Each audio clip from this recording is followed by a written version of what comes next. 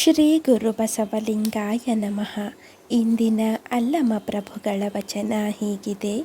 ಸರ್ಪ ಸಂಸಾರಿಯೊಡನಾಡಿ ಕಟ್ಟುವಡೆಯಿತ್ತು, ಮನದ ಮಂದ ಬಿಡದು, ಮನದ ಕಪಟ ಬಿಡದು, ಸಟೆಯೊಡನೆ ದಿಟವಾಡೆ ಬಯಲು ಬಡಿವಡೆಯಿತ್ತು, ಕಾಯದ ಸಂಗದ ಜೀವವುಳ್ಳನ್ನಕ್ಕರ ಎಂದು ಭವಹಿಂಗದು ಗುಹೇಶ್ವರ.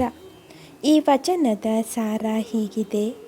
ಸರ್ಪವು ಹಾವಾಡಿಗನ ಒಡನಾಟದಿಂದ ಬಂಧಿಯಾಗುತ್ತದೆ. ಹಾಗೆಯೇ ಮನಸ್ಸಿನಲ್ಲಿ ಅಜ್ಞಾನ, ಅಂಧಕಾರ ಮತ್ತು ದ್ವಂದ್ವಗಳು ತುಂಬಿಕೊಂಡಿವೆ. ಭ್ರಮಾತ್ಮಕವಾದ ಈ ಮನಸ್ಸಿನ ಒಡನಾಟದಿಂದ ಸತ್ಯ ಮತ್ತು ಬಯಲು ಸ್ವರೂಪದ ಆತ್ಮನು ತನ್ನ ನಿಜ ಸ್ವರೂಪವನ್ನು ಮರೆತು ಬಂಧಿತನಾಗಿದ್ದಾನೆ.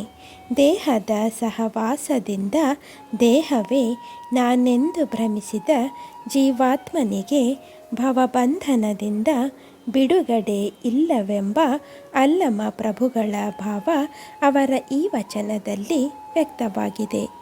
ಇಂದಿನ ಮಾತು: ಇಂದು ಬಿಸಿಲಾದರೆ ನಾಳೆ ಮಳೆಯಾಗಬಹುದು, ವಾತಾವರಣ ಇದ್ದಂತೆ ಇರುವುದಿಲ್ಲ ಎಂದು ಮುಂದಿನ ದಿನಗಳ ಬಗ್ಗೆ ಭರವಸೆ ಇರಬೇಕು. ಸಮಸ್ಯೆಗಳ ಅಸ್ತಿತ್ವಕ್ಕೆ ಮುಖ್ಯ ಕಾರಣ ಅವುಗಳನ್ನು ಬಿಡಿಸಿಕೊಳ್ಳಲು ಬೇಕಾದ ವಿವೇಚನೆಯ ಕೊರತೆ. ಬುದ್ಧಿಯ ಜೊತೆ ವಿವೇಕವನ್ನು ಬಳಸಿ ನಮ್ಮ ಸಮಸ್ಯೆಯನ್ನು ನೀಗಿಸಿಕೊಳ್ಳೋಣ. ಶರಣಾರ್ಥಿಗಳು.